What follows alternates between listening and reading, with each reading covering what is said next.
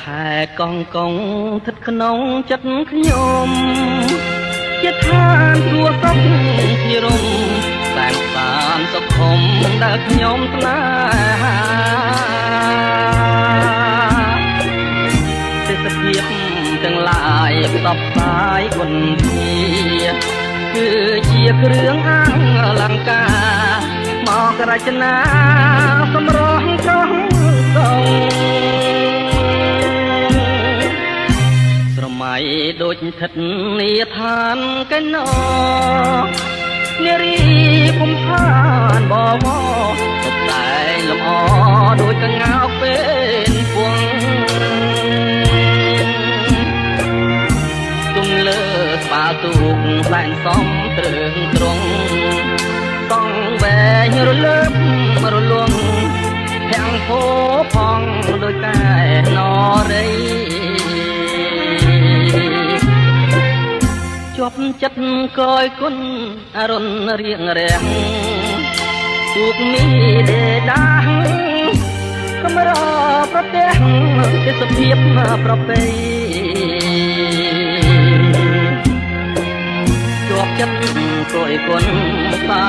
យ័នសម័យរលករលេងចាំងរស្មីដូចពេជ្រឆ្នៃរញ្ចនានារីស្លៀងពាំងឆ្លងពណ៌គ្រប់យ៉ាងអង្គុយក្រហមដើមកោងកាងកំបិតសំអាងអួតទឹកដល់ថ្លាខ្លះស្លៀងពាក់ខ្លីអាវស្ដើងកងហាខ្យល់ផាត់មកប៉ះកាយាគប់នេត្រាបុប្ផាកងកង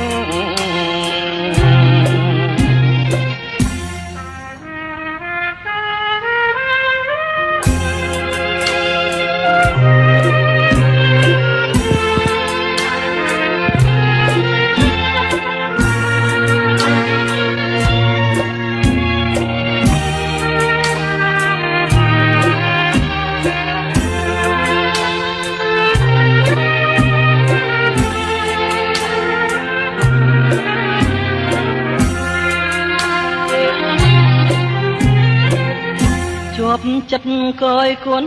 អរុនរៀងរាំងទូកនេះដេដាកម្រប្រទេសទេសភាពប្រពៃជាប់ចិត្តកយគុណសាយ័នសម័យរលករលេងចាំងរស្មីដូចពេជ្រឆ្នៃរញ្ចនានារីស្លៀកពាំងឆ្លុះពណ៌ក្រុមយ៉ាងអង្គុយក្រហមដើមកោងកាងសំអាងអួតទឹកដល់ថ្លាខ្លះស្លៀងពាក់ខ្លីអាវស្ដើងសង្ហាខ្យល់ផាត់មកប៉ះកាយាគប់នេត្រាបុប្ផាកងកង